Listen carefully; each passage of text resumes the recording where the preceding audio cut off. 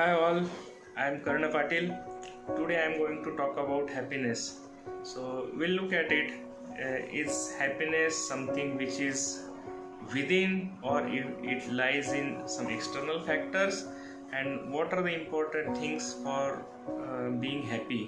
What are the key things to make yourself happy?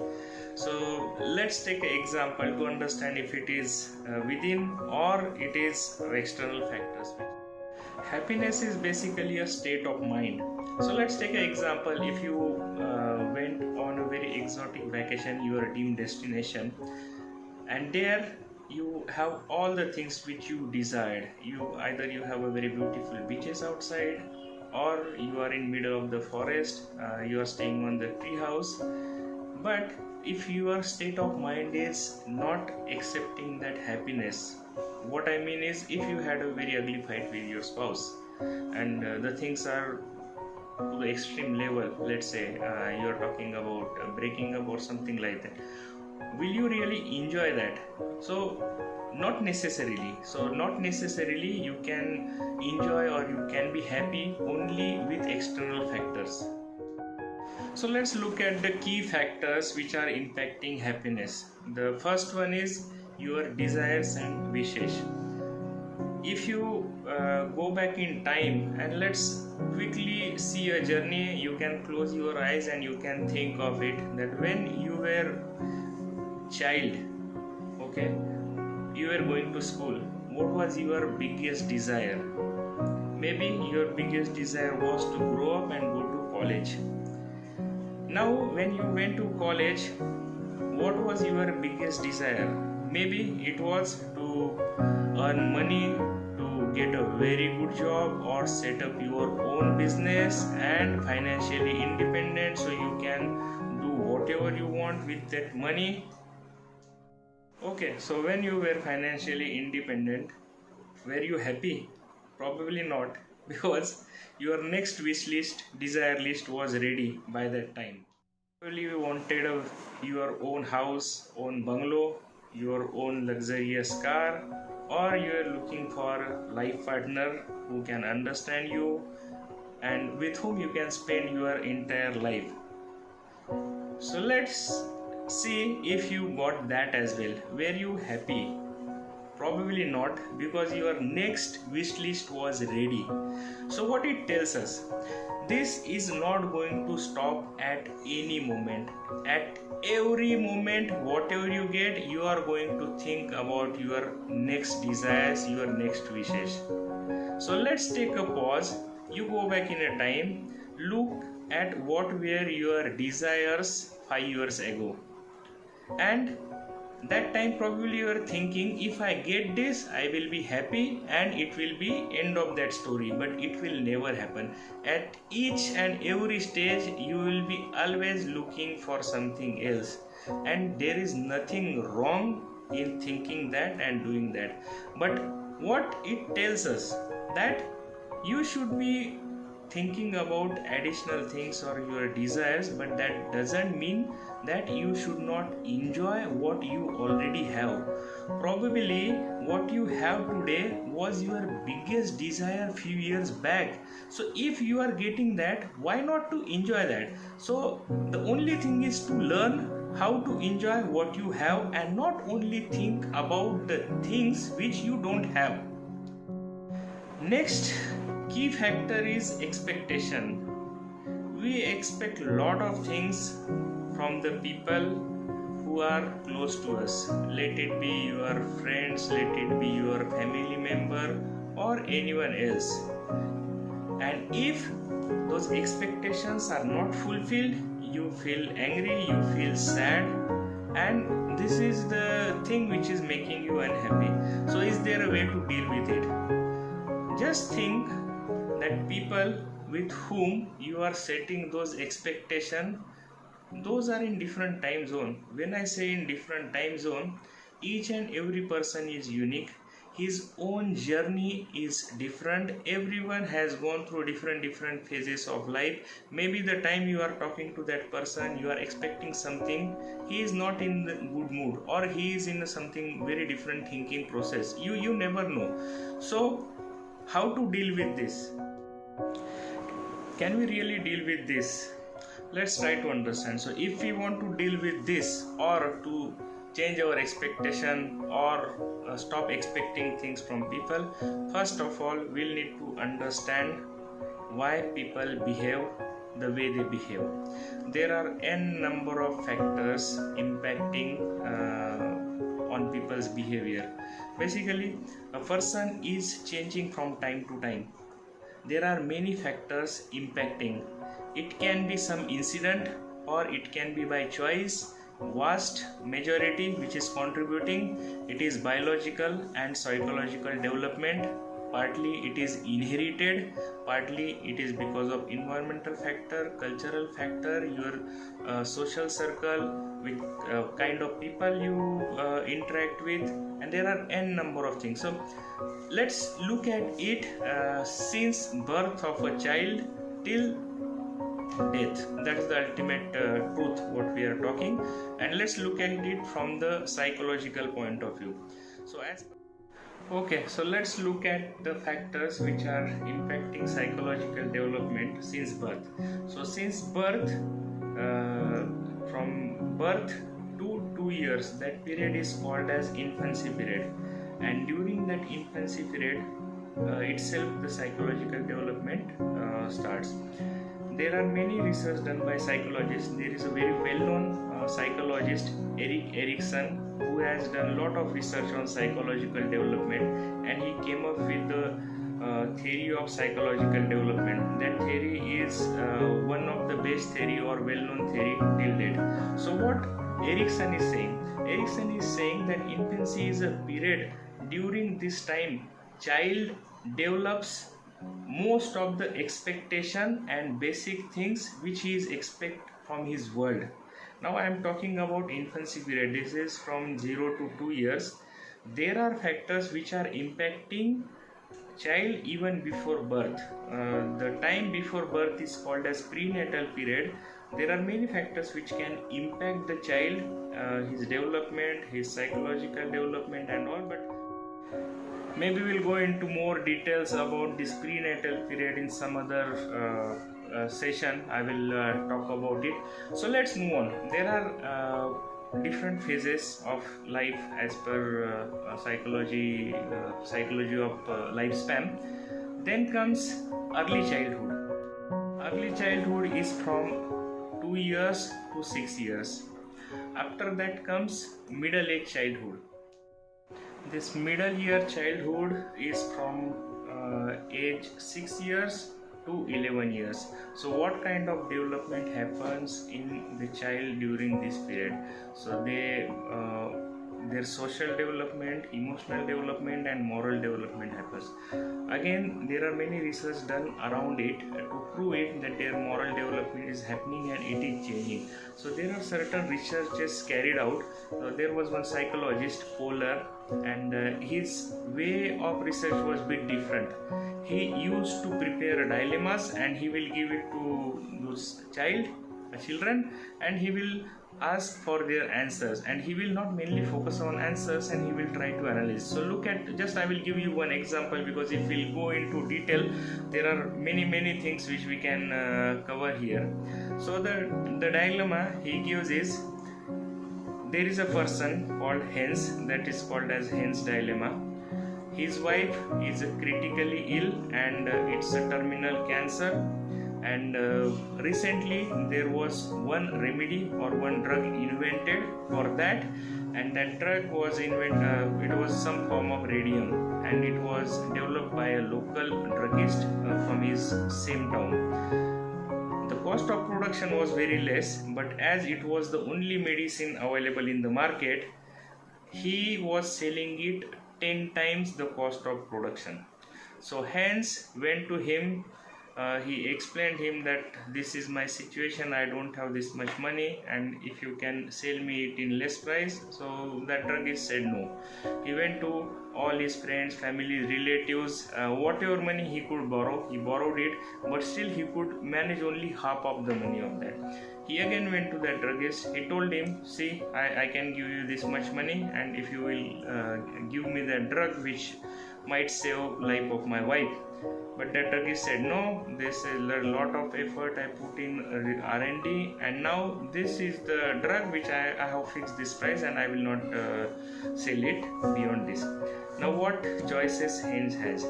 He thought that he will broke into that druggist store and steal the medicine, and he will save the life.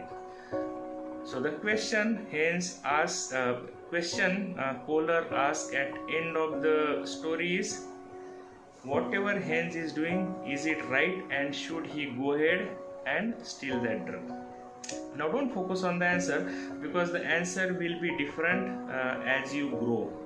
So he mainly analyzed the answers and analyzed the reasons the children gave for this answer, and based on that he prepared certain categories or stages of it. So to say that this psychological research, these are proven, and those are done on multiple age group people, and after that only they derive the conclusion. So this is the period where moral development is predominant. The next stage of life is adolescence, that is ranging from 12 years to 19 years. This is basically a transformation of a child into adulthood. This is one of the complex development period in anyone's life. They undergo through lots and lots of changes.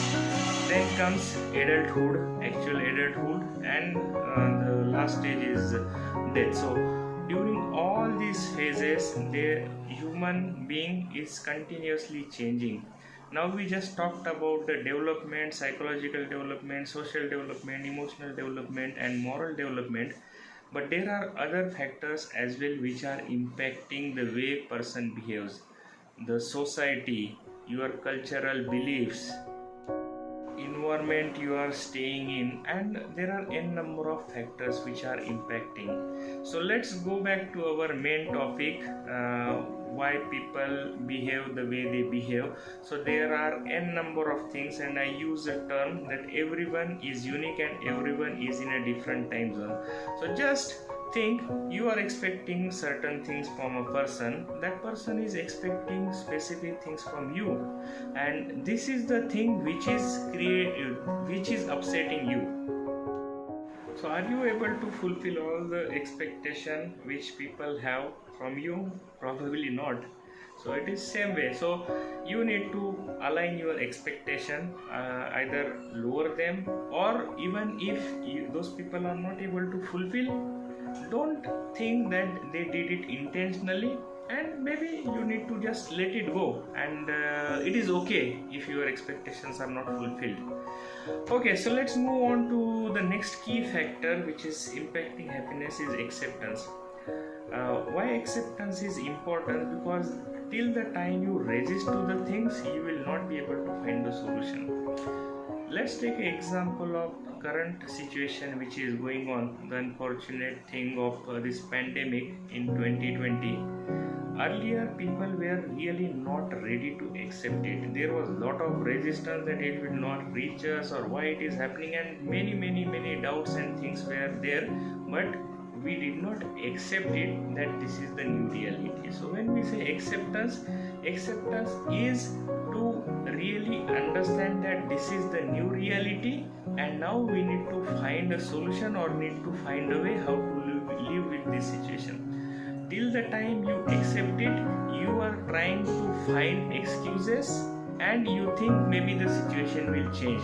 But when you know without accepting you will not be able to find the solution, best way is to accept it. This is the new reality.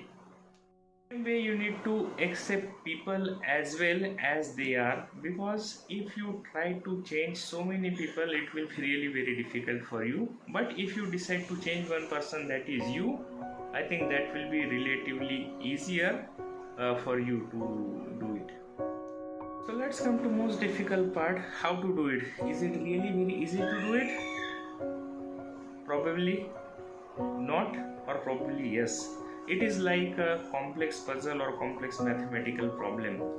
Till the time you know how to approach it, how to solve it, it is really difficult. But once you know the formula or you know the way how to do it, probably it is very easy. So let's look at it, how to achieve to this stage, the key factors which we talked about to control our desires, our wishes, then expectation from people, and the last thing was acceptance. So the most important weapon or tool you have is your mind.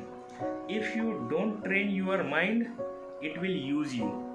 Mind is working 24/7, and the habit of mind is to generate many negative things. So if you find a way to control your mind, to train your mind, to divert it and use its capability of working 24/7 for your benefit, so how to do it? So most important thing is you need to find time for yourself. When I mean time for yourself, you must set your routine. Morning time you must do some exercises, yoga and meditation. I think it's one of the most important thing which is mandatory. And if you want to know about meditation in detail, you can refer to my other video which I have posted already, and you can learn about meditation. So this is giving time to self. The another way to deal with is self-talk. When I say self-talk, what you need to do? Let's say you wake up in the morning and you just think, what is your biggest problem? Whatever is your biggest problem, assume someone has this problem and you need to give solution to that person. So spend 5 minutes, you can give a talk and you explain that person how to deal with that problem. When you explain someone about how to deal with the problem, you are finding the solution. So you need to focus on the solution. The more you focus on the problem, the more complex the problem is getting, and you will get involved in problem. You will not reach to solution. So once you start focusing on the solution, you will get the solution. And here in self-talk, what we are doing is we are trying to give solution to ourselves. Another way is to start helping people. When you will start helping people, you will start realizing that your problems are smaller. When you help, you can help people in many different ways. Either you can donate money. Of course, it's not always about money. If you can donate money which is helping needy people, great. If you can spend time, you can do something for them, even that is better. Go for blood donation, go to some underprivileged schools or underprivileged kids, meet them, talk to them, try to see their problems, help them.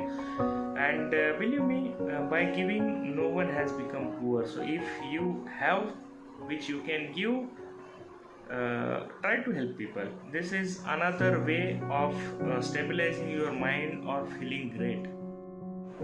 And many of the times we think that I don't have time to do these many things, but believe me, you have a very limited time. When I say limited time, it's really limited time. You don't know how long you are going to live. No one knows that. So and if you wanted to do something, you couldn't do it, the only thing which you will get is regret. And there is no solution for regret. You cannot go back in the time to correct the things. So we know time is limited. Make right use of this time and be grateful for whatever you have. So when you wake up in the morning, just do one thing. Your 10 fingers, just 10 things which you want to thank God, thank nature, or in whoever you believe. Just thank them for waking you up so that you are alive. Thank them for the food you are getting, the food which you are eating. Thank them for the salaries you get at end of the month, or if you have business, the profit you earn. Thank them for anything. Thank them for the home you have to sleep. Thank them for the kids you have. Thank them for the better half you have. Thank for each and every small thing you have, and it's just a gratitude, the way to start the day. just a sense of gratitude or feeling thankful for whatever you have, and not focusing on the problems, focusing on the solution. I think that is something which you can do. I hope this video will be useful for you, and I would be happy to know the comments if you like the video, you did not like it, or if anything you feel.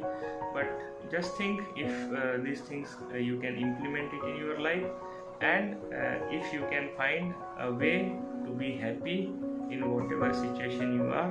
I think that's it what we need at the end of the day. Thank you.